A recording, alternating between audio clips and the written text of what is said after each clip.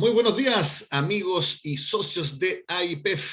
Para mí es nuevamente un honor estar con ustedes en este ciclo de seminarios que la Asociación Interamericana de Periodistas de Economías y Finanzas, en su capítulo chileno, realiza junto a Sura. Y quiero decirles que es una alianza que tenemos hace ya 8 años, por lo tanto, demuestra que la hemos mantenido en el tiempo y que ha sido beneficiosa, no solamente para la empresa, que así puede transmitir sus contenidos, sino que también para nosotros los periodistas, porque podemos desarrollar nuestro trabajo de mejor manera al irnos capacitando en las distintas áreas financieras. En este caso, por ejemplo, con el mercado de capitales, que es el tema que nos convoca hoy, porque ese es el tema de este seminario, mercado de capitales. ¿Qué es lo que está en juego en este mega ciclo económico? Y no decimos megaciclo económico simplemente por lo que todos sabemos está sucediendo en los mercados internacionales, sino que también porque en nuestro país estamos viviendo un ciclo muy importante con un nuevo gobierno, un nuevo parlamento y también, por supuesto, con una posible nueva constitución, si es que la propuesta que desarrolla la Convención Constitucional es aprobada por los chilenos en el plebiscito de salida. Entonces, ¿qué es lo que está en juego para el mercado de capitales? Ese es el tema que convoca y tendremos a 4 excelentes panelistas. Ustedes van a poder hacer las preguntas al finalizar en la parte posterior de este seminario, para que obviamente, como todos periodistas, nos encanta preguntar, para que las anoten. ¿Quiénes nos van a acompañar hoy? Nos va a acompañar el consejero del Banco Central, Alberto Nodón, la abogada consultora y excomisionada de la Comisión para el Mercado Financiero, Rosario Celedón, el presidente ejecutivo de Sura Asset Management Chile, Francisco Murillo, y dejo para el final a quien va a abrir este seminario, que es la recién asumida subsecretaria de Hacienda, Claudia Sangüesa, que nos honra con su primera aparición pública ante los medios de comunicación en su calidad de subsecretaria de Hacienda. Por ello, cada uno va a tener 10 minutos para hacer una presentación y luego viene una parte posterior de conversación donde ustedes, como les decía, pueden hacer las preguntas y yo se las transmito a los panelistas. Parte la subsecretaria de Hacienda, tiene sus 10 minutos, ella luego lamentablemente tiene que irse, entonces ahí yo le voy a hacer algunas preguntas, si quieren me las mandan también y también podemos hacerlas. No hablo más, dejo con ustedes a la subsecretaria de Hacienda, Claudia Sangüesa, que nos va a hablar del siguiente tema: los desafíos del mercado de capitales en un escenario post-pandemia, de nuevo gobierno y nueva constitución. ¿Cuáles son las prioridades para un escenario de múltiples dimensiones? Claudia, es un encanto poder presentarte. Muy buenos días. Muy buenos días a todos y muchas gracias por la invitación. Un placer estar aquí hoy día. Voy a compartir una presentación que preparamos con mi equipo aquí en Hacienda. Espero que se vea bien. Entonces,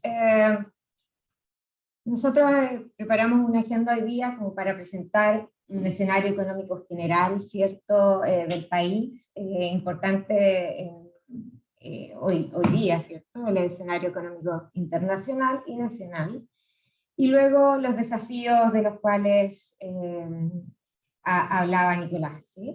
En el escenario económico internacional, lo que hemos visto post pandemia, ¿cierto?, es una recuperación, ¿cierto?, de la economía en general.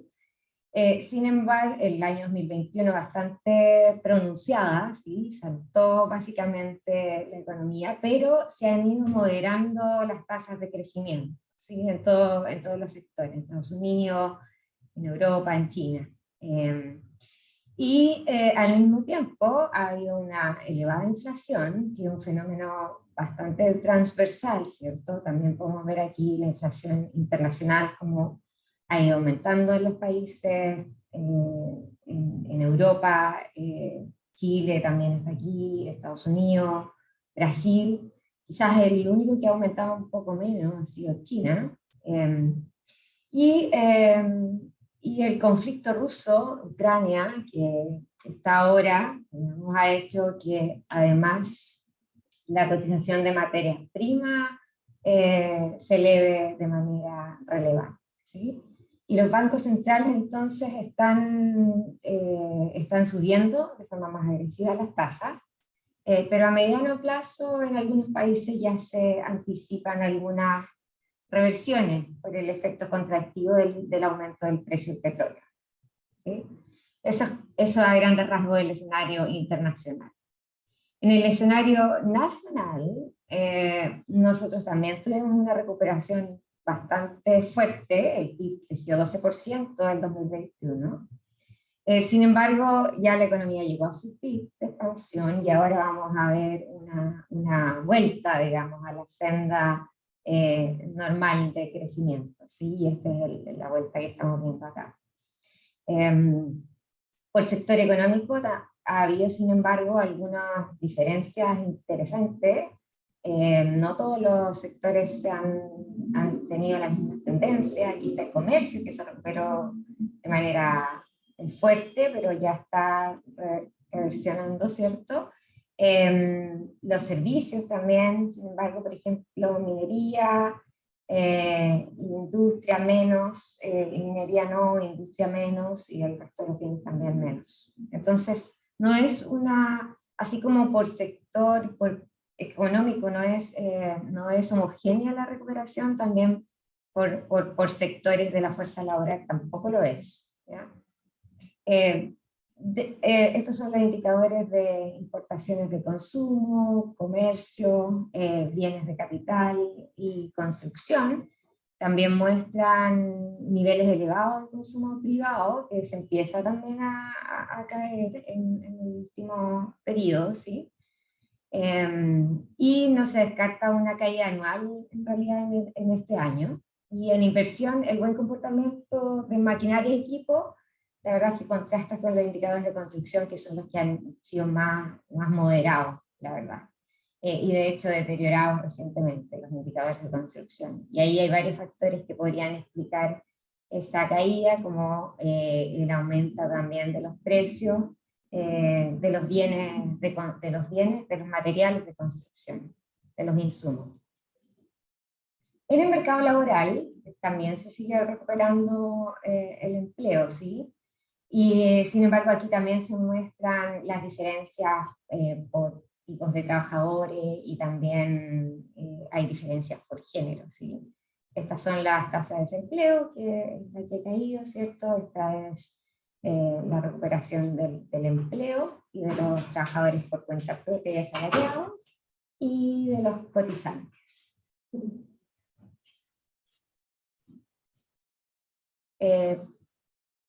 Perdón, ¿no se ve la pantalla completa?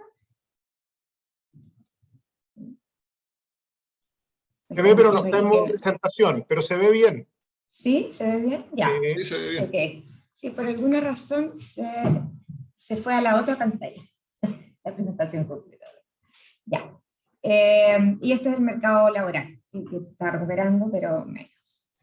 Después, el tema de inflación, también tenemos una fuerte tendencia al alza, como ya mostré, en comparación también con otros países, no el que más, el que tiene una mayor inflación, pero sí bastante fuerte, principalmente por los productos no volátiles, que se llaman en el mercado. Se nota una pequeña caída, ¿cierto?, en el último periodo, sin embargo, igual todavía estamos con alta inflación, aunque se espera que caiga al segundo semestre de este año. Ese es como el escenario económico internacional y nacional, ¿sí? Entonces, un escenario donde hay todavía factores desestabilizadores levemente, ¿sí? Bueno, y en nuestros principales desafíos, este periodo, y aquí me quiero referir a 4 cosas, tiene que ver con el sector financiero, que es como lo que nos convoca hoy día, ¿cierto? Tema de crecimiento inclusivo, sobre todo este año, ¿sí? Y la reforma tributaria y la reforma de pensiones, que son parte también de nuestro programa. En temas del sector financiero, el objetivo también, una de las principales preocupaciones, es como recuperar la profundidad del mercado de capitales doméstico. Esto genera, ¿cierto?, mejores tasas de interés en el largo plazo, ¿cierto? Y por lo tanto necesitamos un mercado financiero también que sea estable y sea profundo. Nosotros tuvimos una caída ahí fuerte, ¿cierto?, de los activos totales del sistema de pensiones, producto, ¿cierto?, de los mismos retiros el año pasado. Y cayeron también las inversiones en instrumentos nacionales y derivados, también en consecuencia de lo mismo, ¿sí? Y por lo tanto ese también es una preocupación, ¿cierto? Porque eso afecta de manera sistémica el resto de la economía. Y en parte también la reforma del sistema de pensiones tiene también como un objetivo específico y secundario que tiene que ver también con proteger esos fondos que son para las pensiones futuras de los jubilados, ¿sí? Después, en temas de crecimiento inclusivo, como ya vimos, la recuperación este año ha sido desigual o heterogénea. Y por lo tanto, aquí queremos, y aquí he mostrado algunas diferencias por grupo etario, ¿cierto? Mujeres mayores de 54 años, si ustedes ven, todavía no recuperan los niveles previos a la pandemia, ¿sí? Estamos todavía en tasas de participación bajo lo que estábamos antes de la pandemia. También en algunos sectores económicos, lo mismo, aquí va en el tema de alojamiento y comidas, que fue lo más afectado en el caso de turismo y gastronómico, todavía vemos que no ha recuperado los niveles previos a la pandemia, no así el resto que ya se acerca más.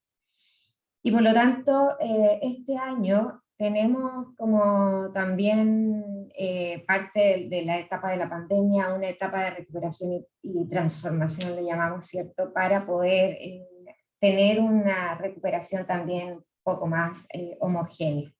Y para eso se está preparando, ¿cierto?, y más adelante se irá a presentar públicamente un plan de recuperación inclusiva, ¿cierto?, para este año.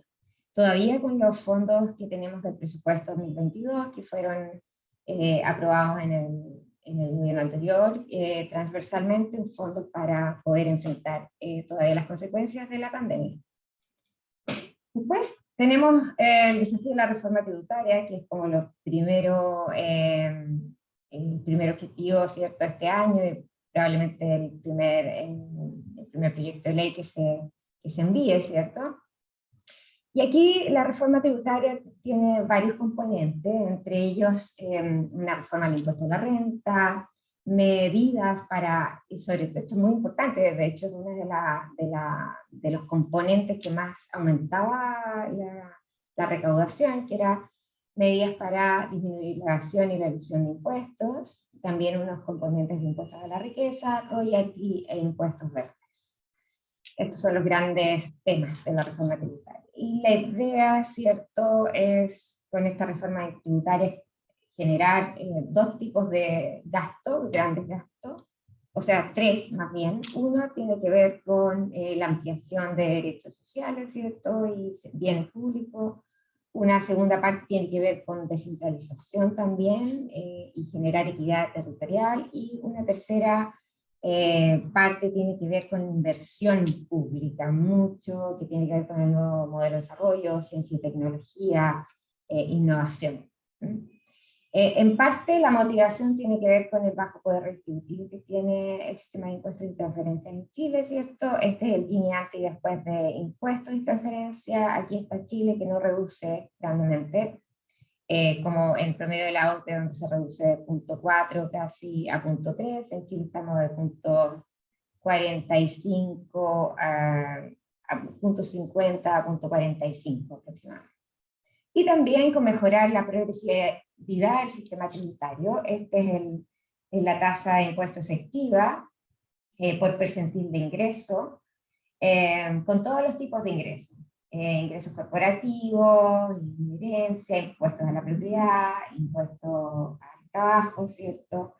impuestos a la riqueza y otros impuestos a las personas, impuestos a los bienes y servicios. Como vemos aquí, en el fondo los niveles bajos de ingresos tienen una contribución más o menos homogénea, aunque se reduce, ¿cierto? Producto también del IVA, de la contribución que se hace por IVA, pero después del percentil 90 empieza a decrecer esta tasa efectiva de impuestos, lo que indica que el sistema en realidad es, como se dice, levemente regresivo, ¿sí? Porque los percentiles más altos de ingresos pagan menos impuestos. La composición, sin embargo, es distinta. Después, otra de las cosas que también está dentro del diagnóstico es que la recaudación por impuestos a las personas, impuestos a las empresas, impuestos a la propiedad son menores que el promedio del AUTE, sobre todo el impuesto a las personas. Vemos que aquí la brecha es bastante grande. Impuesto a la propiedad menos grande, pero todavía hay una brecha. Y cuando incorporamos, sin embargo, el impuesto a la empresa también se reduce un poco la brecha de impuesto a las personas, pero todavía queda una brecha grande. Y finalmente está el sistema de pensiones que nos preocupa, y por eso estamos en una propuesta que tiene incorporado tanto la reforma tributaria como la reforma de pensiones, un proceso de diálogo, ¿cierto? Y se está pensando en un diálogo social para poder conversar algunos principios básicos sobre los cuales podamos tener acuerdo para una reforma del sistema. Tenemos, sin embargo, algunas partes del diagnóstico que son más o menos comunes, ¿cierto? Que tenemos un bajo aporte previsional solidario, efectivo, perdón, tenemos el 10% más un aporte al seguro de cesantía, ¿cierto? Que también está bajo el promedio de la OCDE, que se acerca al 20%, como 18%, 18,2%. ¿Sí? Y la tasa de reemplazo bruta también es más baja. En Chile es 30% aproximadamente, y la OCDE con datos comparativos es más del 50%. Entonces eso es parte también de los objetivos de una reforma de pensiones, regularizar un poco las contribuciones y las tasas de reemplazo, que es un reflejo de la calidad de las pensiones. Eso. Muchísimas gracias. Espero ahí tus preguntas, Nicolás, y espero que haya servido. Muchas gracias, subsecretaria Sangüesa. Sí, tengo algunas preguntas relativas específicamente a lo que usted mencionó en su presentación. Y la primera que quiero hacerle es, obviamente, en relación al seminario que estamos desarrollando ahora. Usted mencionó que quieren recuperar la profundidad del mercado financiero, y quería preguntarle si tienen alguna idea de cómo hacerlo. Hay medidas indirectas que tienen que ver con la reforma, lo que dije, la reforma al sistema de pensiones. Yo creo que parte de eso, parte tiene que ver con recuperar un poco la legitimidad del sistema, ¿cierto? Y tener ahí los fondos de pensiones estables que sirvan para financiar básicamente en el futuro las pensiones. Y lo segundo tiene que ver también con el tema de la estabilidad en general. Y yo creo que parte también de lo que ha afectado este último periodo ha sido las inestabilidades varias que tenemos, tanto sociales como también la pandemia, ¿cierto? Y lo que se espera hacia el futuro, ¿sí? Y creo que los procesos de diálogo que estamos viviendo en varias dimensiones, tanto en tema constituyente, como también el proceso de diálogo que hagamos en el tema de reforma tributaria, de pensiones, y los otros diálogos que se están planificando en temas de, por ejemplo, la estrategia de desarrollo de Chile en el largo plazo, los temas de seguridad en el país, todo eso básicamente afecta las expectativas y afecta también entonces la profundidad del mercado de capitales.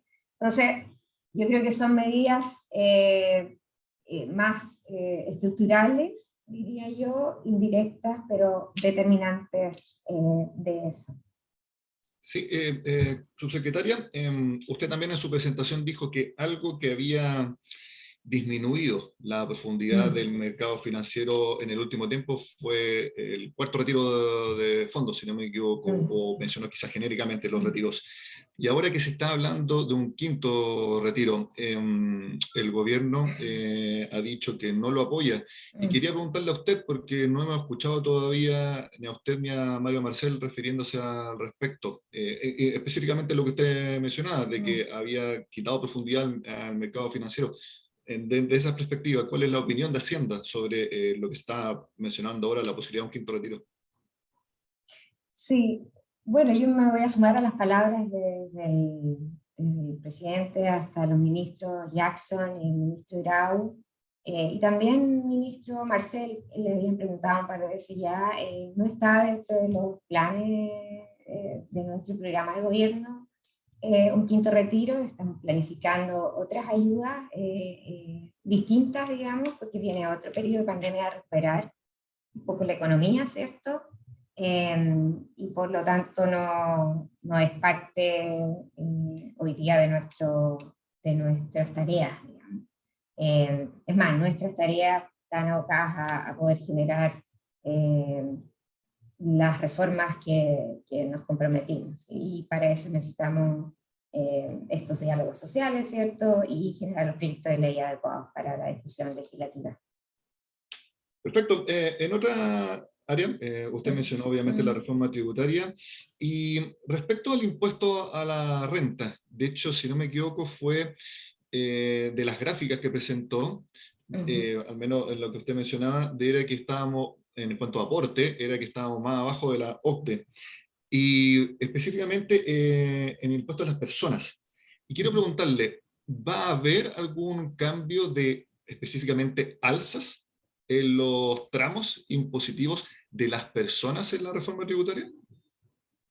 Nosotros estamos en un periodo de revisión de todos los instrumentos, entonces yo lo puse en grandes rasgos, ¿sí? Y además porque queremos tener una conversación. Teníamos en nuestra propuesta original del programa de gobierno, es cierto, agregar un tramo, ¿cierto?, en el impuesto marginal, el impuesto a la renta. Lo estamos revisando, digamos, viendo todos los instrumentos en este momento. Así que esas eran como las propuestas, digamos, pero estamos todavía en el Oigan, fondo revisando. sí, y también dijo de la propiedad, entonces también debería haber alza en las contribuciones.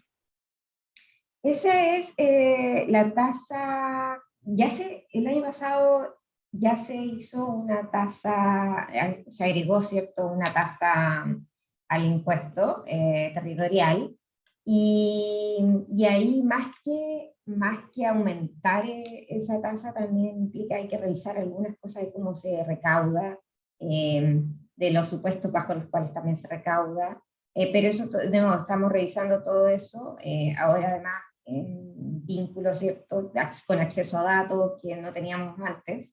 Estamos revisando todos los niveles de recaudación posibles de esas propuestas. ¿Tienen alguna fecha más o menos estimada de cuándo van a presentar la reforma tributaria? Esperamos durante el primer semestre de este año.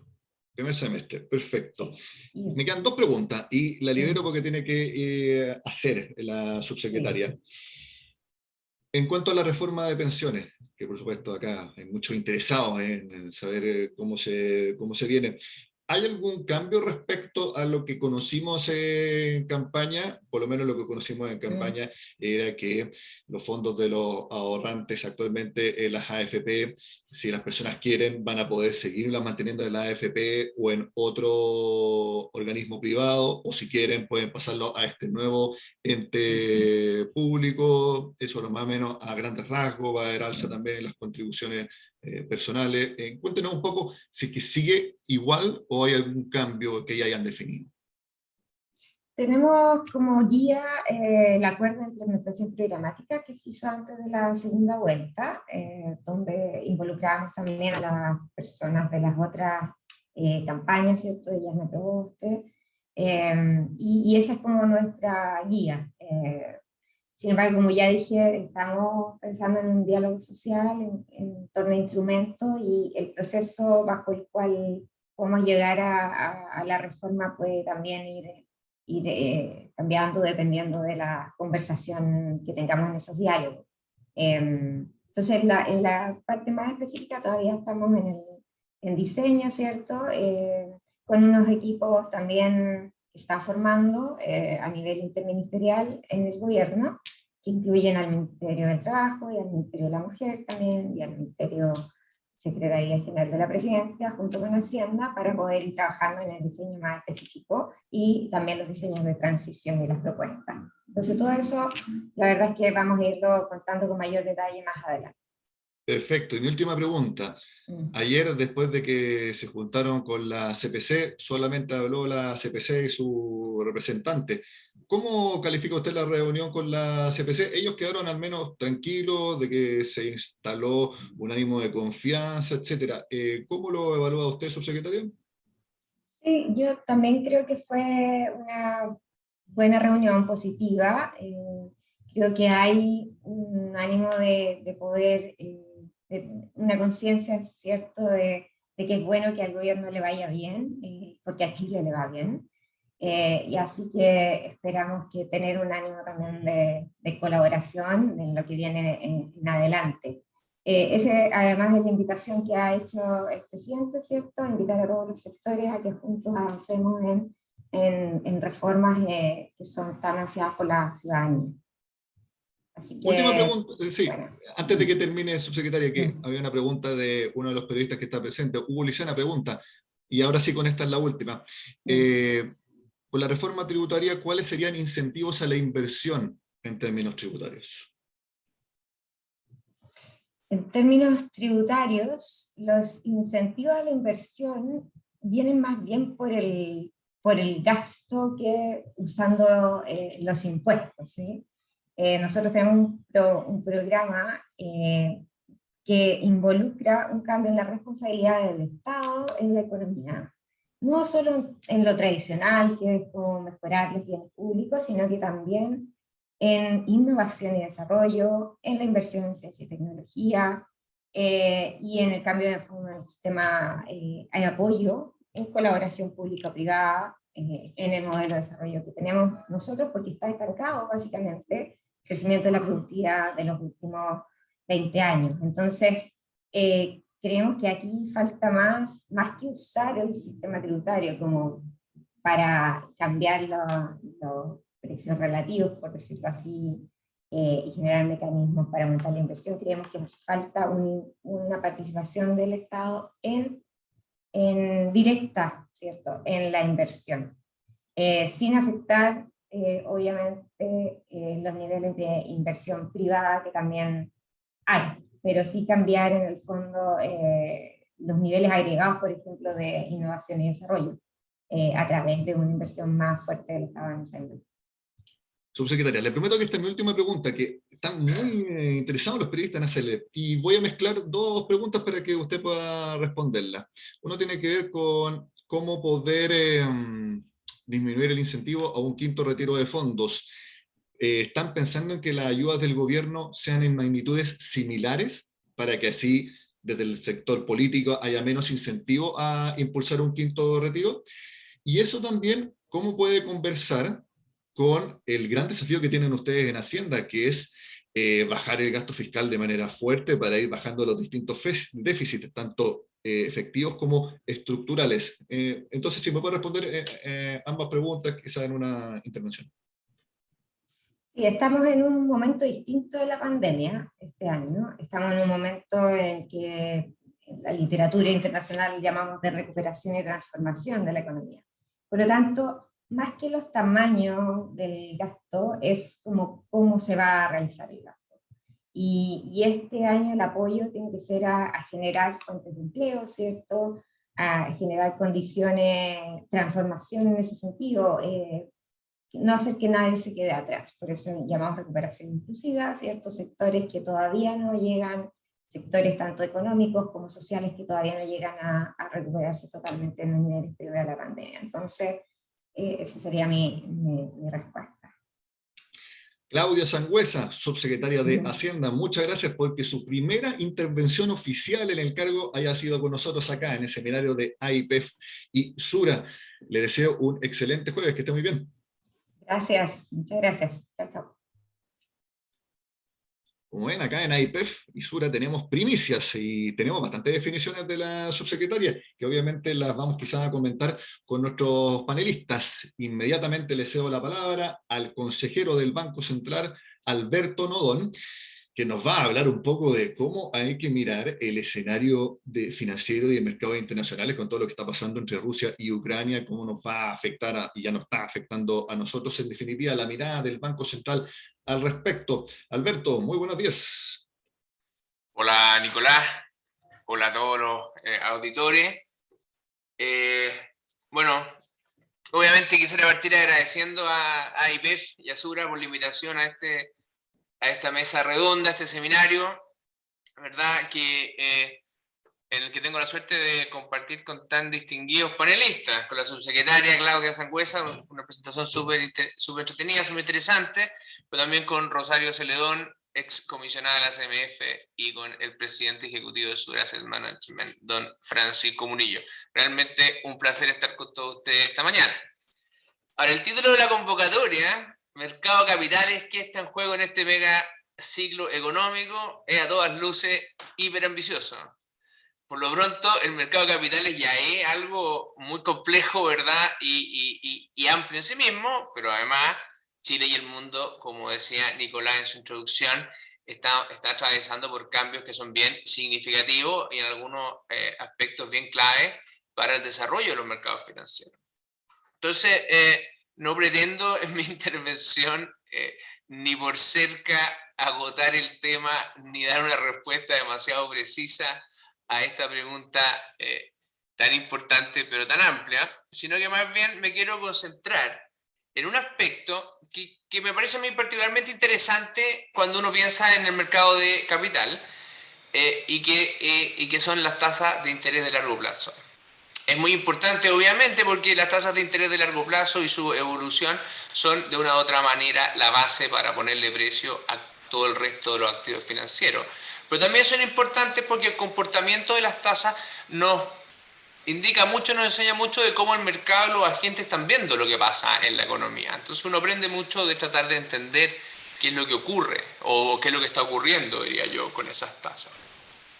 Entonces, déjenme compartir un par de gráficos, nomás no es una presentación, esto es una cosa más bien motivadora, ¿verdad? Espero que lo estén viendo ahí bien.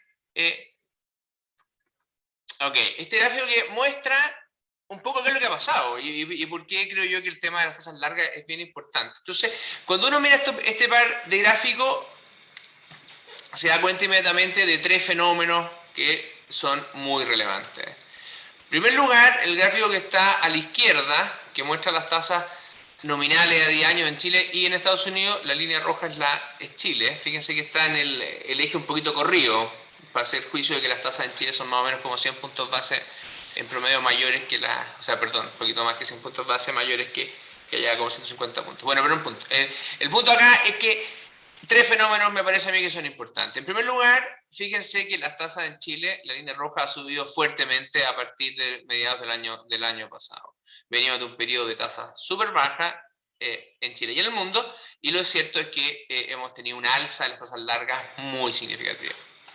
Segundo punto importante, que cuando uno mira en el lado, en la figura que está en el lado derecho, que muestra la volatilidad de las tasas, o sea, cuánto se mueven, cuánta incertidumbre hay en las tasas, claramente Chile pasó de ser un país caracterizado por tasas muy poco volátiles. Se fijan ustedes, la línea roja, aquí la línea roja en este gráfico, que es la volatilidad en Chile, era muy baja, a pasar hoy día a ser un país con volatilidad de tasa bastante mayor que la que tenía antes, incluso mayor que la de otras economías comparables, ya sea Latinoamérica, exportadoras de commodities, etc. O sea, tenemos tasas altas y bien volátiles. Y el tercer fenómeno interesante es que este fenómeno tiene algo de local, ¿ya? O no es todo local, pero tiene algo de local, y uno lo ve claramente en la divergencia que ha ocurrido con las tasas en Estados Unidos, que están en el gráfico de la izquierda, línea azul, ¿verdad? Que han subido desde sus mínimos, pero claramente no han subido en la dimensión que han subido las tasas en Chile. Entonces, tres fenómenos bien críticos. Y la pregunta es que, ¿qué hay detrás de esto? Este comportamiento que vemos en las tasas, ¿lo debemos pensar como algo coyuntural o más estructural? ¿Algo que va a permanecer o algo que se va a desvanecer? ¿Lo tenemos que pensar como algo que tiene más bien su origen en fenómenos locales o en fenómenos externos? Obviamente la respuesta, ¿verdad? No pretendo dar una respuesta a todas estas preguntas hoy día, ni mucho menos cerrar el debate, pero creo que es particularmente interesante, ¿verdad?, empezar a pensar en qué está detrás de este comportamiento de las tasas y si las tasas van a permanecer, ¿verdad?, más volátiles y más altas por un tiempo más largo. A mi juicio, ¿verdad?, hay buenos argumentos, eso sí, para pensar que parte de estos fenómenos nos van a acompañar por un tiempo más o menos largo. No para siempre en finanzas, pero sí por algunos buenos años. Y la razón es porque, a mi juicio, parte de las fuerzas que están detrás de estos fenómenos, de esta evolución de las tasas, son elementos que van a permanecer por un rato. Yo destacaría dentro de esta fuerza, en el ámbito local, destacaría tres cosas. Primero, y la subsecretaria Sangüesa se refirió a esto hace unos minutos atrás, el efecto negativo que los sucesivos retiros de fondos de pensión tuvieron en la profundidad del mercado de capitales y en la demanda por papeles de mayor duración. Aquí es como innegable, ¿verdad?, que hoy día para un agente institucional hay un riesgo que no existía algunos años atrás, que es el tener que vender de manera rápida o liquidar de manera rápida parte de su portafolio. Entonces, por más que hayan buenas noticias, creo yo, de parte de la autoridad de no apoyar nuevos retiros, la sombra, la amenaza, ¿verdad?, de un evento como ese está presente y creo yo que ha afectado de manera significativa el comportamiento de los inversionistas. El segundo punto importante, local, es que es indudable que estamos en un contexto de mayor incertidumbre política, legislativa e institucional. Yo no quiero con esto decir que estoy en contra o que veo con malos ojos el proceso constituyente, ni mucho menos, pero creo que es imposible negar que ese tipo de procesos trae aparejado una mayor incertidumbre institucional y legislativa, porque muchas de las cosas van a tener que ir, ¿verdad?, que se cambien la Constitución, van a tener que irse completando con sucesivas leyes en los años que vienen. Entonces es indudable que vamos a vivir en un contexto de mayor incertidumbre político, legislativa e institucional por un tiempo que va a ser más largo que el simple que cuando votemos apruebo o rechazo en la Constitución que viene. Y por último, esto es un detalle, pero creo que es importante para los mercados financieros, han habido cambios regulatorios que han permitido una mayor internacionalización del peso y mayor participación de agentes externos, lo que ha cambiado en el margen el comportamiento de las tasas.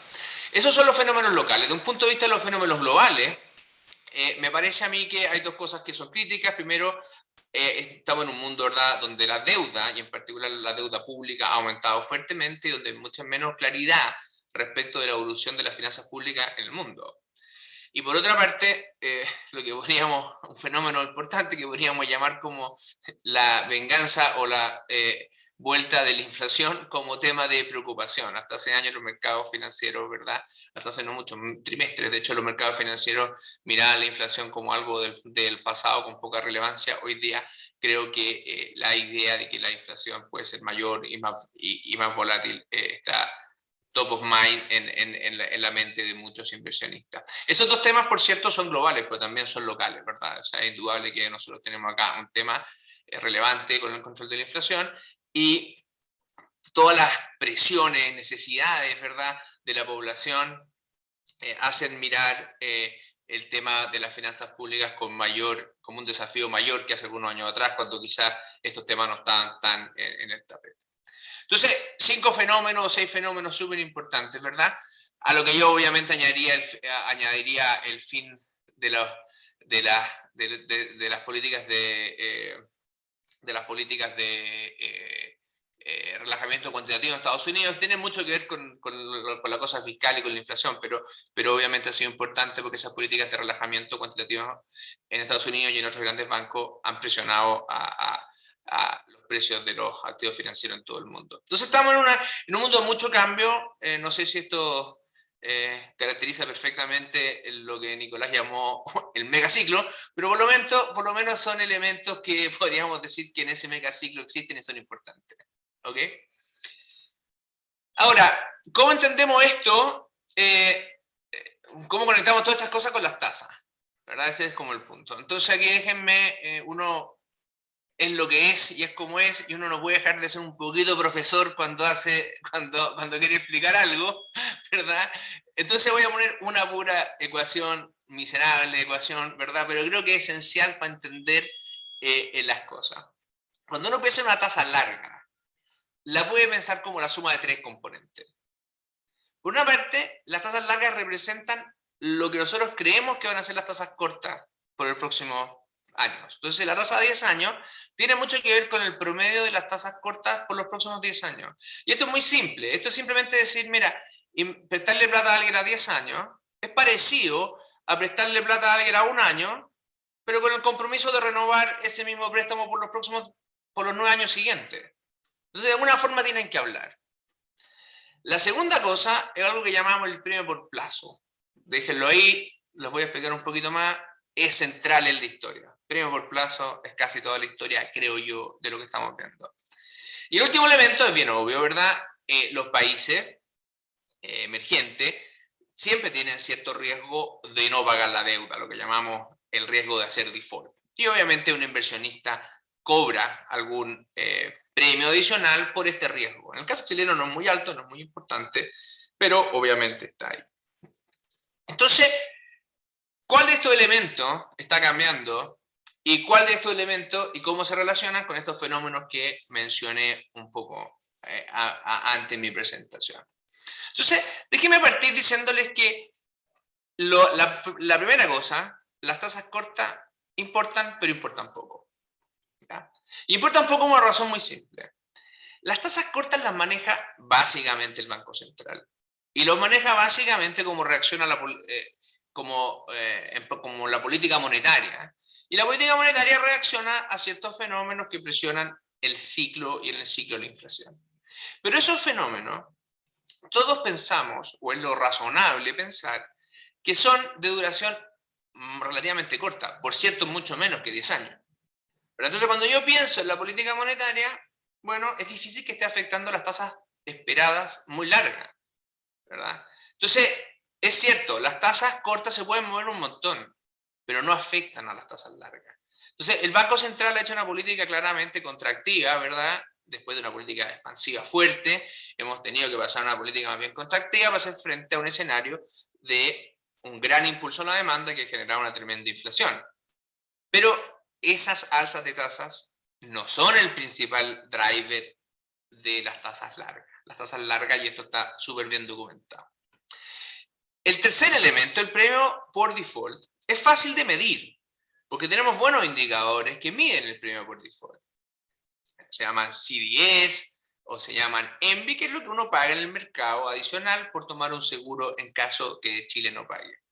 Y ese precio, es cierto que ha subido, algo tiene que ver con que ha subido el costo de protegerte contra el default ha subido en todas partes, en Chile también ha subido, tiene que ver también con la política, una política fiscal que llevó la deuda más arriba y que hay menos claridad cómo vamos a ser capaces de, o sea, hay muy buenas intenciones y acá estamos todos remando en el mismo lado, pero claramente el mercado tiene ciertas dudas de cómo vamos a lograr las distintas autoridades que la deuda converja a niveles razonables, digamos. Entonces, hay un tema ahí, pero yo no diría que es el gran driver de las tasas. Lo que pasa acá es que los que se llaman premios por plazo han aumentado mucho. ¿Qué son los premios por plazo? Déjenme decirlo en dos palabras. Es simplemente el siguiente problema. Usted invirtió en un bono a 10 años. Si espera 10 años en su casa, ni un problema, le van a pagar lo que el bono decía. Pero ¿qué pasa si necesita la plata entre medio? ¿Qué pasa si tiene que vender ese bono? Porque necesita la plata. Cuando lo venda, no sabe si las condiciones de mercado van a ser buenas o malas. como pueden ser malas y somos gente aversa al riesgo, cobramos un riesgo por la posible pérdida de capital asociada a tener que vender los papeles antes de término. Y eso es un componente importante en el precio de los bonos y en el precio de las tasas, por lo tanto, de largo plazo. Ahora, ¿por qué podremos tener miedo de que justo cuando tengamos que vender, la cosa valga poco? ¿Y por qué pedimos entonces una compensación para asumir ese riesgo? Hay distintos elementos, pero yo destacaría 3. El primer elemento es la liquidez. Cuando uno tiene que salir a vender, su máximo temor, acá Francisco sabe mucho más que yo, déjenme ser un poco patudo, pero me imagino que el gran temor, si uno tiene que vender algo apurado, es que no encuentre un comprador, porque está obligado a regalar lo que va a vender. A todos nos ha pasado que hemos tenido alguna emergencia financiera, quizás hemos tenido que vender el auto, hemos tenido que vender algo, ¿verdad? Y sabemos que si tenemos que venderlo rápido, el precio es malo. Bueno, con los activos financieros pasa un poco lo mismo. Chile tenía una gran ventaja, o sea, tiene una gran ventaja, pero que se ha ido achicando, que tenemos tremendos inversionistas institucionales, que sirven y han servido históricamente como amortiguadores en tiempos de liquidez. Son inversionistas con horizontes más largos, con flujos relativamente seguros, porque todos tenemos que pagar nuestras contribuciones y eso hace que los fondos de pensión tengan un flujo de entrada más o menos estable. Las compañías de seguro, otras importantes institucionales, tienen un flujo de salida que es bastante, o era bastante predecible, ¿verdad? Entonces, eso permitía que siempre había un comprador. Entonces, cuando uno tenía problemas, tenía que vender algo, siempre encontraba un comprador y siempre podía vender a un precio justo. Eso hacía mucho más atractivos los bonos largos. Hoy día eso no es así, o es menos así, porque los fondos de pensión son más chicos y porque está este miedo, está este fantasma, por decirlo así, de que sigamos en este camino. Por eso es muy importante, creo yo, lo que ha dicho la subsecretaria hoy día, que repite lo que ha dicho el gobierno, en que claramente no hay intenciones de seguir por este camino de los retiros. ¿Okay? Pero bueno, el fantasma que hay, porque después de 3 retiros, más un cuarto intento, más un quinto intento ahora, eso está ahí. Y tiene su costo. Y el costo es que hoy día se exige un premio por liquidez mayor. No solo eso. También acá hay un premio cambiario. El mundo es globalizado, muchos inversionistas son extranjeros, ¿verdad? Y al final tienen que, cuando venden su bono, reciben los pesos, pero tienen que llevarse los dólares. Y siempre está el susto de que justo cuando me tengo que llevar la plata, los pesos valen poco, porque el tipo de cambio subió. Esa volatilidad cambiaria, y también volatilidad de tasa, tiene mucho que ver con el grado de incertidumbre político, legislativo e institucional. ¿Verdad? Lo hemos visto, cada vez que hay una tensión mayor en el sistema político por temas institucionales, legislativos, etc., el tipo de cambio salta. Entonces, ¿qué pasa si justo tengo que vender mi activo en un minuto en que el peso se depreció mucho? Bueno, hay un riesgo ahí, y yo cobro por ese riesgo. Entonces también hay un riesgo cambiario importante. Por último, la inflación alta y más volátil, que es un fenómeno global, pero también local, también genera un problema. Si al final a las personas lo que le importa más bien es el retorno real que el retorno nominal. Y por lo tanto, en un contexto de inflaciones más, donde la inflación vuelve a ser un tema, también hay un premio adicional. Me estoy alargando mucho, Nico, así que paro acá. Tenía otras cosas preparadas, ¿verdad?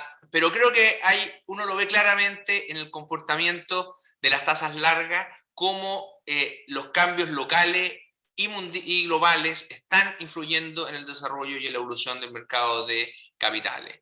Creo que las tasas largas son un buen termómetro para ver cómo estas cosas afectan al país, porque a veces los efectos más reales, por decirlo así, más concretos, se terminan viendo en muchos años más. La gracia de los mercados financieros es que nos van diciendo cómo los inversionistas van percibiendo el impacto de esos fenómenos de manera más rápida.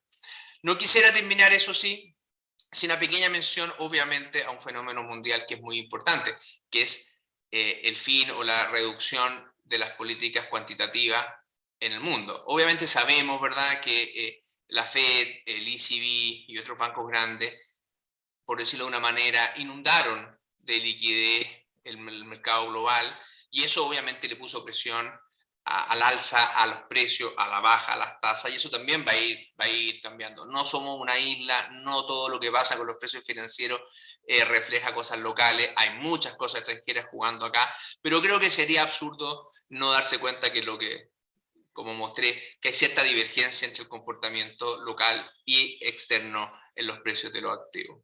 Esto es importante, es ultra importante, daría para otro seminario completo, ¿verdad? Pero lo estamos viendo claramente, por ejemplo, cuando vamos a renegociar o a tomar un crédito hipotecario, cuando queremos tomar un depósito en UEF, que ya es más difícil, ¿verdad? Y entonces esto al final tiene efectos concretos en la vida de todos. Muchas gracias, Nico, y quedo ahí disponible para sus preguntas. Sí, por lo que mencionó recién el consejero, yo pedí un crédito hipotecario hace 4 años, menos mal que lo pedí a tasa fija y no a tasa variable. De las mejores decisiones que he tomado en mi vida financiera. Gracias, Alberto, por su presentación. Más adelante vamos a seguir conversando en el panel. Ahora quiero darle la bienvenida nuevamente a Rosario Celedón, abogada y excomisionada del mercado financiero, que precisamente nos va a hablar del aporte de la política pública a la profundización del mercado de capitales y obviamente también los desafíos del regulador que tiene a una nueva presidenta, Solange Bernstein, que sale del Banco Central para ir a la presidencia de la CMF. Rosario, muchas gracias por estar con nosotros hoy. Buenos días. Buenos días, no, gracias a ustedes por la invitación, gracias a Sura y a IPEF.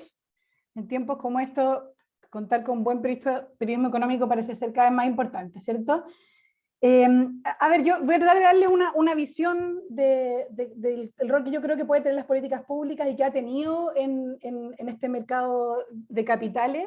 Y como decía Alberto, pareciera ser que estamos como recordando problemas antiguos, ¿cierto? Alta inflación, tasas altas, alta deuda pública, debilidad en empleo, que parecían como problemas antiguos resueltos, así como las generaciones más jóvenes siempre han pensado que Chile era bueno para el fútbol y siempre íbamos a los mundiales. Bueno, de repente vale la pena hacer un poquito de historia. Y la historia económica e institucional en Chile muestra que hace 50 años Chile era una economía cerrada al comercio internacional, a los flujos de capital, con grandes restricciones crediticias y con un sistema financiero que era bastante básico, en que probablemente los bancos eran la única fuente de servicios financieros para empresas y hogares, ¿cierto? Y lo que tenemos hoy día es un sistema financiero más profundo, dinámico, competitivo, integrado al mundo, y que es capaz de cumplir ese rol esencial de canalizar ahorro e inversión al financiamiento de empresas, de proyectos, al desarrollo productivo del país.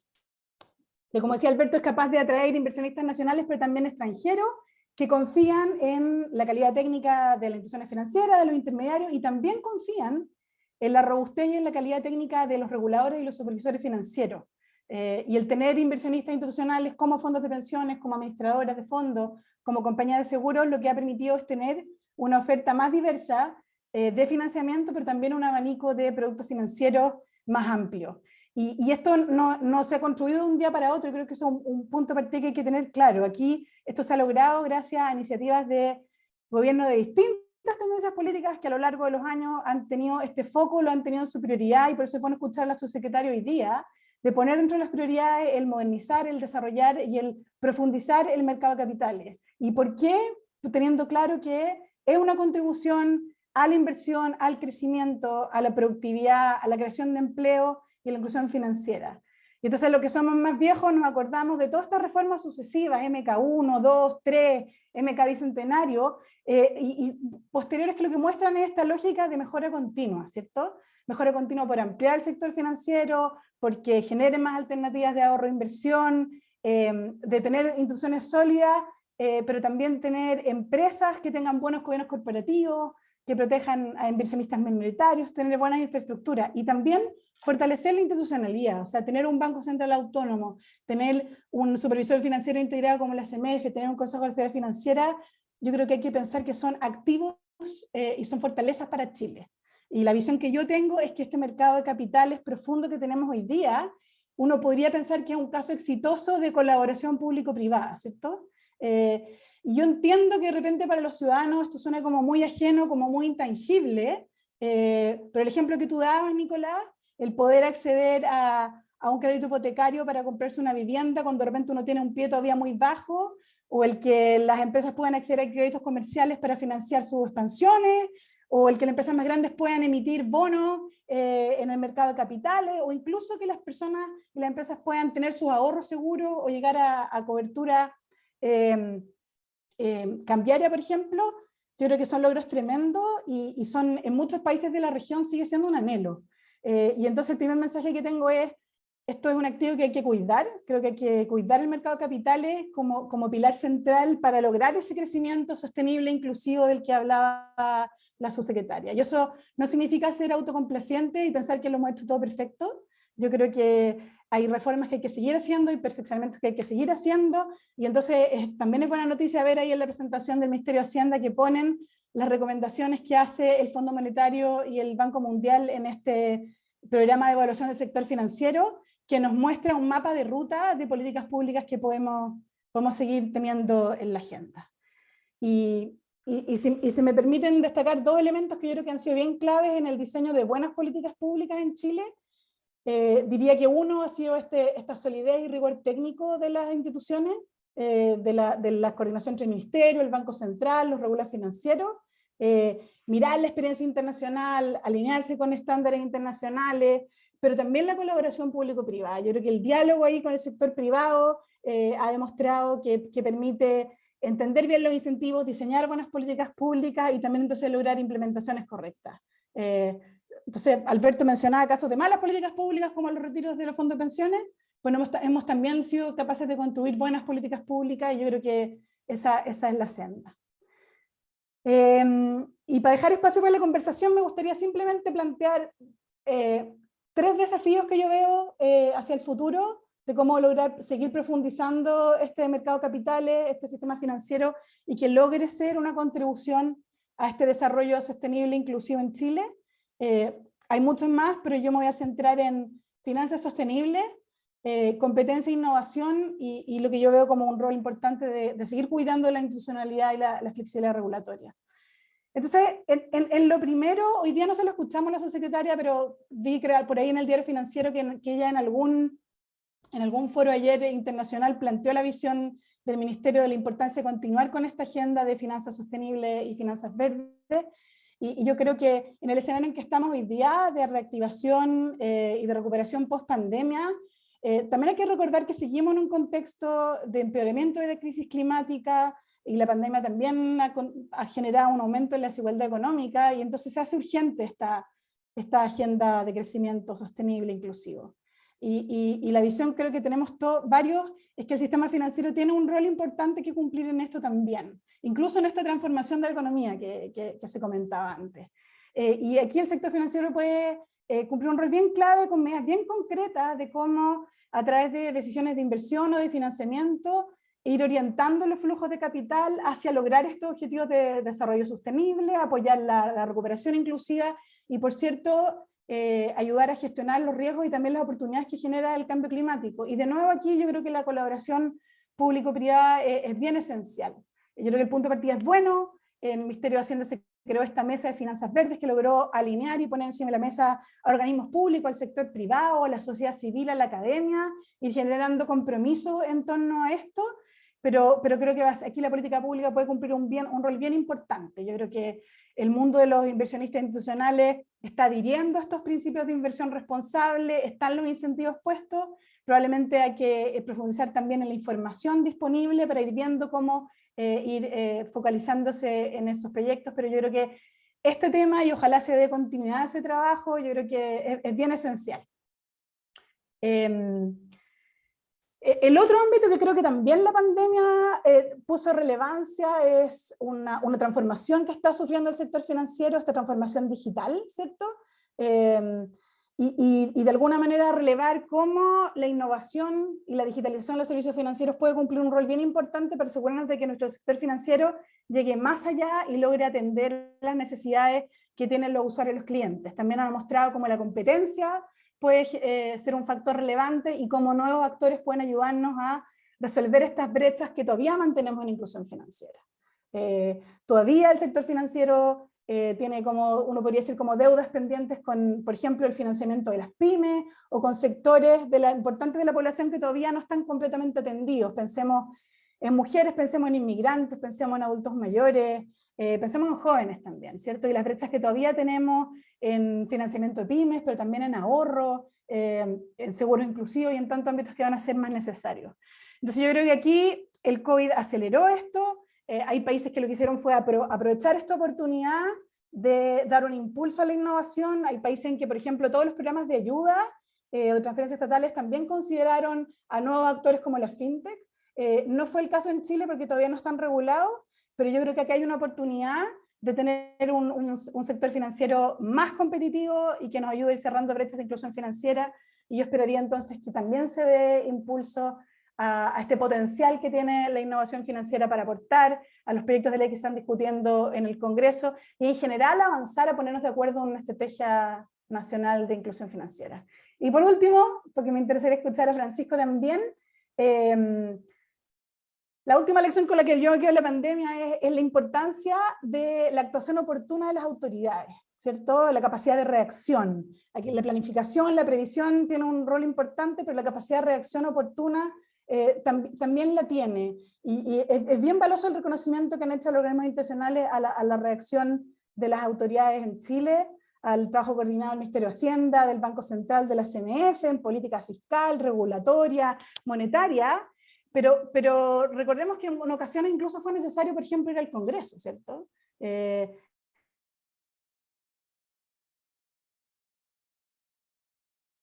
Me parece que se quedó congelada la transmisión de Rosario Celedón, excomisionada del mercado financiero. Si logra obviamente restablecer la comunicación, yo creo que por la hora la vamos a integrar al panel de conversación.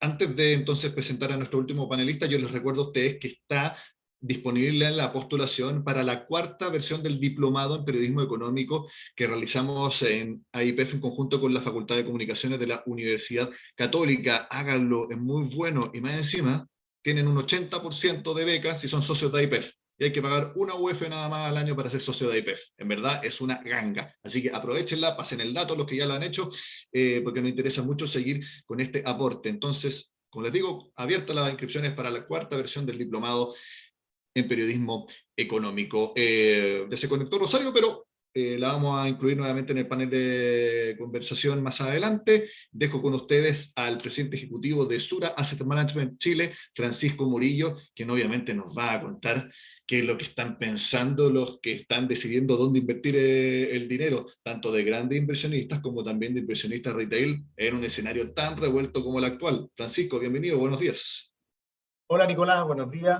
Muchas gracias por la invitación. Felicitar a AIPF por esta iniciativa y también agradecerles por esta alianza que tenemos hace tantos años. También, bueno, agradecer la convocatoria de AIPF, la presencia de los panelistas, la subsecretaria Sangüesa, el consejero Nodón, a Rosario Celedón, también muy conocida y muy experta en los mercados de capitales. Tengo el desafío de tratar de hablar al final, pero lo que he ido viendo es que me han hecho fácil el tema, porque diría que de los puntos que yo quería tratar hay varios que ya se han conversado.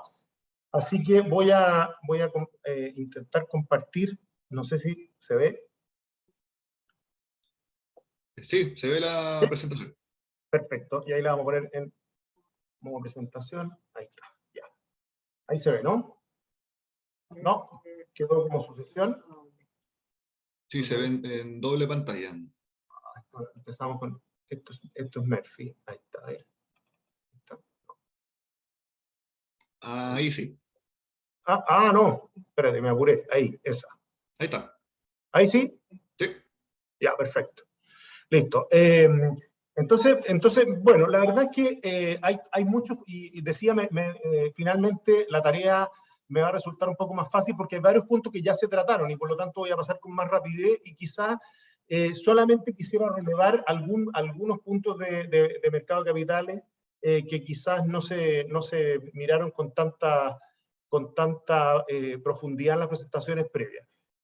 Lo primero que yo me gustaría comentar, estoy todavía un poco enredado aquí con el... Ahí, ya.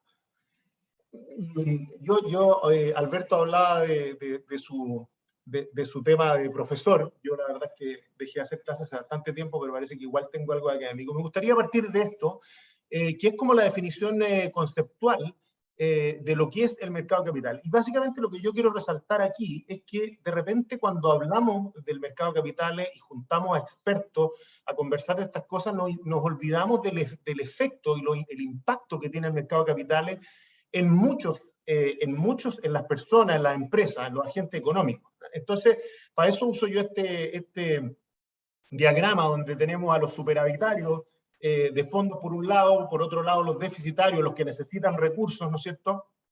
Y los agentes de mercado, que son los que conectan las necesidades de invertir con las necesidades de financiarse.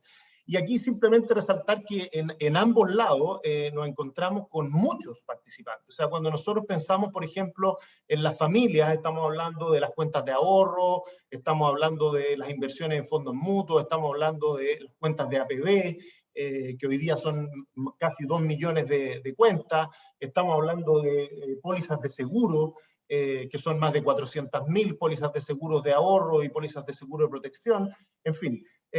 Por otro lado, también encontramos el manejo de excedentes de las empresas, de las pymes, también del Estado, y por el lado de los deficitarios, quizás en lo que es la canalización de recursos, ¿no es cierto?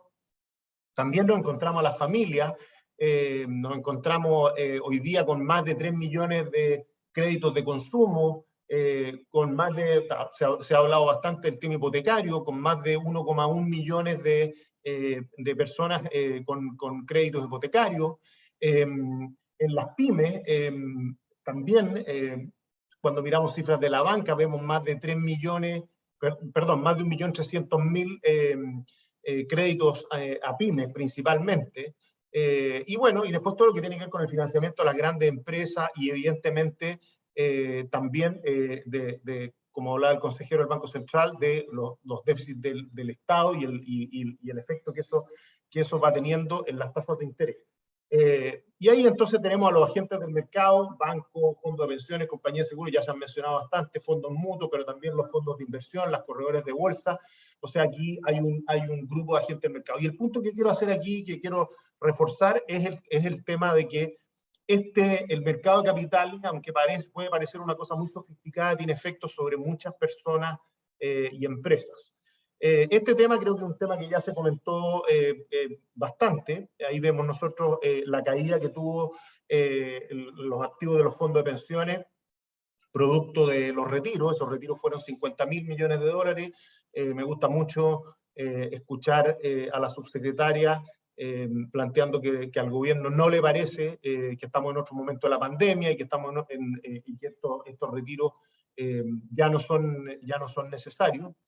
También ahí vemos, ¿no es cierto?, el efecto que esos retiros, y como decía Alberto, no tiene solo que ver con consideraciones locales, también hay consideraciones internacionales, pero sí mostraba la diferencia entre las tasas locales y las tasas internacionales, y ahí tenemos los efectos sobre los créditos comerciales, que han subido prácticamente 400 puntos, los créditos de consumo y los créditos de vivienda. A propósito del ejemplo que comentaba Nicolás, nosotros aquí tenemos un número que hacíamos, y es que las tasas de interés en promedio, y con la última información, han subido un poquito más de 200 puntos, y si nosotros combinamos eso con la reducción de plazos de 30 años a 20 años, que sabemos que no es general, pero sí hemos visto en los bancos mayores restricciones respecto a eso, esa combinación hace que los dividendos suban casi un 70%, entre un 60 y un 70%. Entonces, eso es un efecto muy fuerte sobre el acceso al crédito, por un lado, porque uno tiene que acreditar ingresos y un porcentaje de carga es lo que los bancos pueden prestar, pero también una subida de costos muy, muy relevante. Creo que respecto al tema de los retiros y la importancia de los fondos de pensiones ya se ha comentado bastante. Esto también lo comentaron, me parece que lo comentaron los tres panelistas anteriores. Un mercado confiable requiere instituciones fuertes y bien reguladas. Ahí Tenemos hoy día 230 billones de dólares entre las compañías de seguro y las AFP, que como decía Alberto, son fondos de inversión de muy largo plazo y que por lo tanto tienen mucho efecto en la formación del mercado a largo plazo. Y después, por otro lado, otros 100 billones de dólares entre los fondos de inversión y los fondos mutuos. Y también, obviamente, a la banca, con colocaciones por alrededor de 270 billones. Aquí no hay que duplicar colocaciones y depósitos, pero finalmente cuando pensamos en ese mercado estamos hablando de algo más de 600 billones de dólares y estamos hablando, por lo tanto, de dos veces el PIB. O sea, está un mercado que tiene instituciones muy fuertes y que ayudan a todos los efectos que hemos venido comentando. ¿Esto qué genera? Creo que se comentó, lo comentaba Rosario también, aquí un mercado de capitales con instituciones fuertes y bien reguladas genera eficiencia, genera competencia, mayor competencia, genera mayor información para los participantes, debe generar educación financiera, eso tiene bastante que ver con las finanzas sostenibles, innovación también se comentó bastante, y también el tema de ESG, ¿no es cierto?, que se comentaba, donde los inversionistas podemos participar y ayudar para que el gobierno corporativo de las empresas vaya mejorando, para que la preocupación por los temas sociales y los temas ambientales se vayan poniendo más sobre la mesa de los directorios de las compañías que participan en el mercado de capitales. O sea, que hay muchos efectos que son muy, muy importantes y que también tienen que estar presentes en la regulación. Aquí apuntar un tema marginalmente que me parece interesante. Cuando nosotros pensamos en reformas que pueden concentrar los recursos del mercado en entes públicos, tener presente que uno de los efectos que tiene es la disminución de la competencia, ¿no? Y eso, la competencia es muy relevante para efecto de disminuir los costos de transacción, para generar mayor acceso a los mercados. Así que ese es un tema relevante cuando se comente reforma. Y finalmente, para ir terminando, también lo comentaba Alberto, un mercado integrado al exterior es muy relevante. No tenemos que conectarnos solo en el mercado de bienes y servicios, también en el mercado de capitales. Eso nos da más alternativas de inversión a las personas individuales, mejores combinaciones de riesgo y rentabilidad, más opciones de financiamiento también para las pymes, para las empresas y para el Estado, y nuevamente más competencia y eficiencia, porque al final cuando estamos integrados en los mercados internacionales es cierto que eso puede agregar más volatilidad a los temas cambiarios, pero también significa mayor participación de otros agentes y por lo tanto una mayor competencia. Entonces, finalmente, tener presente que el mercado de capitales tiene efectos sobre muchas personas y empresas. Ya lo dijimos, los retiros afectaron la profundidad del mercado y me gusta mucho escuchar que este es un tema que hay que recuperarlo, que también tiene que ver con la estabilidad de las reglas que se ha planteado. El mercado de capitales requiere instituciones fuertes y bien reguladas, y sin duda aquí el rol del Banco Central, de la Comisión para el Mercado Financiero, de la Superintendencia de Pensiones, cumplen un rol muy fuerte y muy relevante. Y finalmente también la integración al mercado internacional me parece que es un gran aporte a tener mercados líquidos y bien desarrollados. Eso, muchas gracias, Nicolás. Muchas gracias a ti, Francisco Murillo, presidente ejecutivo de Sura Asset Management Chile, por hablarnos obviamente desde la perspectiva de inversionistas grandes en el mercado de capitales de nuestro país. Ahora vamos a abrir el panel de conversación. Yo tengo dos preguntas generales que les quiero hacer, pero más adelante también quiero incluir algunas que están haciendo las personas en el chat. Y la pregunta, me gustaría que la respondieran cada uno de manera breve, ya, para poder mantener ágil esta conversación, porque yo creo que cada uno tiene una perspectiva para la cual responder. Y la primera, que si uno analiza periodísticamente este seminario, me parece que la mención, y que ustedes comentaron, de la subsecretaria de Hacienda, de que tienen interés en profundizar el mercado de capitales, por lo menos yo no se lo había escuchado a este gobierno, ni siquiera al candidato Gabriel Boric en campaña. Y me parece que es un hecho muy importante. Yo no sé por qué habrá sido empezar a hablar de esto ahora, si habrá sido luego de la reunión con la CPC ayer, si fue por la posibilidad de que haya un quinto retiro, no lo sé. Pero eso quisiera que me comentaran.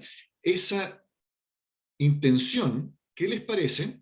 Y también si lo ven como algo que pueda realizarse, por ejemplo, lo mencionaba la subsecretaria Sangüesa, a través de la reforma de pensiones, por ejemplo, con lo que se está hablando en la Convención Constitucional. Entonces, si creen que es posible, política y por el momento que estamos atravesando realmente, de poder profundizar aún más el mercado financiero de nuestro país. Quiero partir por Rosario Celedón y luego, si les parece, Alberto y Francisco Murillo.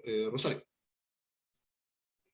A ver, yo creo que ciertamente se puede profundizar, como decían, en la última revisión del mercado financiero que no hace el Fondo Monetario de una perspectiva de estabilidad, pero el Banco Mundial con un foco en desarrollo, nos deja varias recomendaciones de cosas que hacer que son un buen punto de partida para hoja de ruta, pero hay muchas más cosas que hacer. Y como decía, hay casos de políticas públicas exitosas en que, por ejemplo, se ha ido generando cierta flexibilidad para el mercado, para hacer desarrollos de mercado.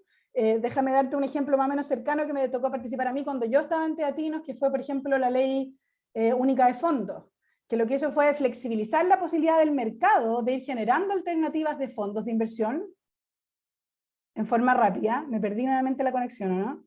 No. No, sigue. Está bien. Y lo que tenemos hoy día es un crecimiento exponencial de la industria que es capaz de financiar pymes, es capaz de financiar proyectos de infraestructura, de financiar startups, de financiar proyectos de energía renovable. Entonces, una combinación en que uno da un espacio al mercado y por supuesto pone buenos resguardos para que estén bien protegidos los inversionistas, es una opción. Pensemos en el potencial que tienen las compañías de seguros que plantea Alberto y Francisco, que ellos invierten en el largo plazo, el potencial que tendrían. Bueno, los límites de inversiones de las compañías de seguros están rígidos y escritos en la ley. ¿Qué pasaría si uno se disponibiliza a flexibilizar eso? ¿Qué pasa si uno pone foco en generar más alternativas de financiamiento para las pymes? Y eso es un rol que el mercado de capitales también puede cumplir. Entonces, yo creo que los diagnósticos están, propuestas hay, y yo creo que desde el sector público, desde el sector privado, podemos hacer esa conversación, y entonces es bueno escuchar que haya disponibilidad a hacer esa conversación. Y cuando pensemos en desarrollo de mercado, no pensemos solamente en incentivos tributarios, sino realmente en ir generando un mercado de capitales que tenga más instrumentos. Y a mí también me pareció interesante la dimensión que plantea Francisco de esta como integración financiera, ¿cierto? También pensar en el potencial que tiene el sector financiero, lo hemos conversado muchas veces en este y en otros lugares, pero el potencial de exportación de servicios financieros yo creo que sigue siendo súper concreto y súper real. Un sector financiero profundo que es capaz de atender desde Chile a inversionistas extranjeros, yo creo que puede ser un motor que vale la pena no perderlo. Alberto, la palabra es tuya. A ver, dos comentarios cortitos. Primero, obviamente bienvenido, pero yo creo que está en la cabeza de todas las autoridades la importancia de tener un mercado financiero que funcione y un mercado de capitales que funcione. Yo no conozco tanto a la subsecretaria, pero por cosas de la vida conozco mucho más al ministro, ¿verdad? Trabajamos juntos largo tiempo y no tengo ninguna duda que el ministro entiende la importancia de tener un mercado de capitales profundo, que funcione eficiente. No, ¿verdad? Creo que eso es una cosa que está en la cabeza de todo. Una cosa distinta, ¿verdad? Es que ¿qué hacemos para lograrlo? Yo creo que esa es la discusión. La discusión no es tanto, todos lo queremos. La discusión más profunda está en cómo lo logramos. Yo creo que ahí hay un debate que todavía tenemos que profundizar, analizar, ¿verdad? Y ahí hay visiones que son un poquito a veces encontradas entre distintos actores. Yo creo que ahí está lo importante. Entonces no es tanto el tenerlo, yo creo que la discusión es más bien el cómo. Yo ahí quisiera hacer un puro punto, este es mi segundo elemento. Uno puede hacer muchas cosas legales. Uno puede, y eso es súper importante, uno puede hacer, facilitar muchas cosas. Nosotros, de hecho, en el Banco Central tratamos de hacerlo. Hemos empujado fuerte, ¿verdad? La internacionalización del peso. Ahora estamos trabajando fuerte para concretar CLS. Euroclear, antes, ¿verdad?, para cosas, ciertas trabas que hacían difícil a los extranjeros invertir en el mercado uno. Todo eso es súper importante. Pero no nos olvidemos que los mercados responden incentivos y responden a la incertidumbre, y responden al final a un análisis de utilidad esperada y riesgo. Entonces, cuando uno piensa en la exitosísima historia chilena en los 90, exitosísima, porque en verdad hay poca historia en el mundo tan exitosa. Hay un montón de cosas que hicimos en términos legislativos, pero sobre todo en un país, ¿verdad?, atractivísimo para invertir. Entonces yo creo que aquí lo central, si queréis tener un buen mercado, tenéis que tener un país atractivo donde la gente esté dispuesta a venir, a poner la plata, a tomar riesgo y jugársela porque es un país atractivo. Yo creo que ahí es donde tenemos los desafíos. Yo no digo que no lo sea, pero creo que si al final de la vida, donde se juega el partido, se juega ahí, más que en las regulaciones, que son importantes, pero a mi juicio no se nos debe olvidar lo otro. Francisco, tu opinión al respecto también. Bueno, muy brevemente, yo quizás lo primero que diría es que tenemos tenemos un tremendo mercado de capitales, un mercado profundo, muy bien regulado, con bancos muy fuertes, y eso me parece que es central cuidarlo. Creo que voy a ir a lo que dijo la subsecretaria en esto. Ella planteó que temas que había que tener presente era uno, el tema de la reforma de pensiones, que evidentemente es un tema muy importante para el mercado de capitales, ir despejando ese tema es relevante, y el otro tiene que ver con una sensación de estabilidad en las reglas, o sea, que esto se vaya decantando, y en ese sentido el diálogo, la conversación, para ir construyendo lo que hay que hacer, me parece que también es un elemento relevante. Otro tema en el que Rosario trabajaba cuando estuvo en la CMF, que me parece importante a propósito de los nuevos participantes, es todo lo que tiene que ver con la regulación de las fintech. O sea, reconocer que aquí empiezan a aparecer nuevos agentes que también van a aportar en la disminución de los costos de administración. Y finalmente, una última cosa que mencionaría, Nicolás, es que recordar que existe, yo no sé si existe, si esto se hace con decretos en cada periodo, existe el Comité de Mercado de Capital, del cual yo formé parte, no sé si formo parte o formé parte. Ese es un comité asesor que estableció en su momento el ministro Velasco, en el gobierno de la presidenta, el primer gobierno de la presidenta Bachelet, y probablemente esa es una instancia bien técnica donde se puede generar un diálogo interesante respecto de cómo ir fortaleciendo y cuidando a nuestro mercado de capital. Muy bien. Quisiera también preguntarles brevemente sobre el impacto que va a haber también desde sus puntos de vista y expertices respecto al fin del ciclo expansivo de política monetaria en el mundo. Lo habla Alberto también, obviamente, en su representación del Banco Central, lo que conocimos ayer de la Fed de Estados Unidos, que empezó a subir las tasas. ¿Cómo eso va a impactar, por ejemplo, en el lado de Francisco, el tema de las inversiones? También en el lado regulatorio, porque si las tasas largas van a subir ya de manera persistente, me imagino que también tiene que haber políticas regulatorias para hacer frente a eso. Y hemos visto también cómo han subido los costos para financiar proyectos de inversión a largo plazo, crédito hipotecario, también proyectos de inversión para la empresa, etc. Entonces, la Fed marca la pauta mundial de política monetaria, eso es un dato. Entonces, quisiera preguntarles desde sus puntos de vista, ¿qué va a producir esto? Y no ahora, no en un mes más, sino que en 6 meses, 1 año, 2 años, 3 años, porque a eso tenemos también que enfocarnos. Ahora quisiera partir por Alberto, ya que viene, obviamente, de política monetaria. Una muy buena pregunta, Nico. ¿Por qué estas políticas monetarias ultra expansivas de los países grandes generaron una baja fuerte en las tasas de interés en Chile? Esa es la primera pregunta, ¿verdad? Y la respuesta, creo yo, tiene que ver con dos cosas. Primero, la Fed lo que hizo fue comprar muchos papeles, especialmente papeles americanos, ¿verdad? El Banco Europeo, papeles europeos, y inyectar plata a la economía, pero esa plata había que, por decirlo de alguna forma, ponerla en algún lugar. Entonces, en ausencia de papeles libres de riesgo americanos o que estaban muy caros porque la Fed compraba mucho, es natural que los inversionistas fueron buscando otros lugares donde invertir. Y, bueno, hemos visto que los precios de los activos subieron en general, y eso incluye los bonos de empresas chilenas y de países emergentes como Chile. Suben los precios, bajan las tasas. Pero no es lo único importante, porque en principio el precio de un activo depende de manera importante también del riesgo que tenga ese activo, del riesgo que tenga ese país, de los problemas de liquidez, etc. Lo segundo que pasó con la Fed, y para mí, a mi juicio, eso fue casi igual de importante o más importante, es que la Fed de alguna forma entró en una política de proveer un seguro a los mercados frente a eventos malos.